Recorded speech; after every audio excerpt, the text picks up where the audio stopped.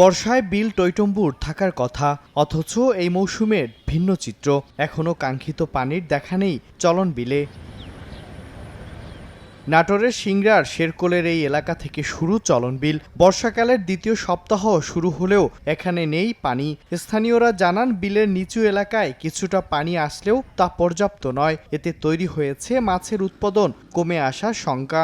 অন্যদিকে কমছে বিলে ঘুরতে আসা মানুষের সংখ্যাও। ক্ষতিগ্রস্ত হচ্ছেন মাঝি ও জেলেরা। সিংড়ায় থাকা চলন বিলের প্রায় 22 বর্গ কিলোমিটার অংশের একই দশা। এখন আমাদের বন্যা নেই, এখন আমার ভাড়াও নেই। অন্য বর্ষর বন্যা আসিল, আমার ইনকাম হচ্ছিল, আর এবার বন্যা নাই, আমার ইনকামও নাই। এখন এই যে লাভ আইনদের নিয়ে বসে থাকি ঘাটে। চলন বিল শুকিয়ে গেছে, এখানে আসলে মজা পাই না।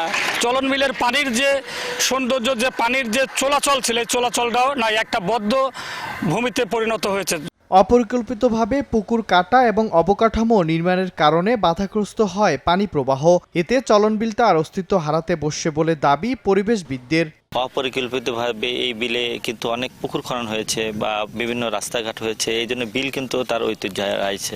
আত্রাই ও পদ্মা নদীতে পর্যাপ্ত পানি না থাকায় বর্ষাকালেও পানি নেই চলন বিলে। বিল নিয়ে হাওর ও জলাভূমি উন্নয়ন অধিদপ্তরের চলা সমীক্ষা প্রতিবেদন পেলে সেই অনুযায়ী পদক্ষেপ নেওয়া হবে বলে জানিয়েছে পানি উন্নয়ন বোর্ড। বিলকে যে পুনরুজ্জীবিতকরণ বা এটার ক্ষেত্রে যে আমাদের কি করণীয় বা কোন কোন ডিপার্টমেন্টের কি কাজ করতে হবে, সেই বিষয়গুলি স্টাডি রিপোর্টে উঠে আসবে এবং স্টাডি রিপোর্ট সমাবতা সমীক্ষা সম্পন্ন হলে সেই রিপোর্টের সুপারিশের আলোকে পানি উন্নয়ন বোর্ড কার্যক্রম করবে। মৎস্য বিভাগ বলছে, পানি বাড়লে পুরো বিলে ছড়িয়ে পড়বে মাছের পোনা।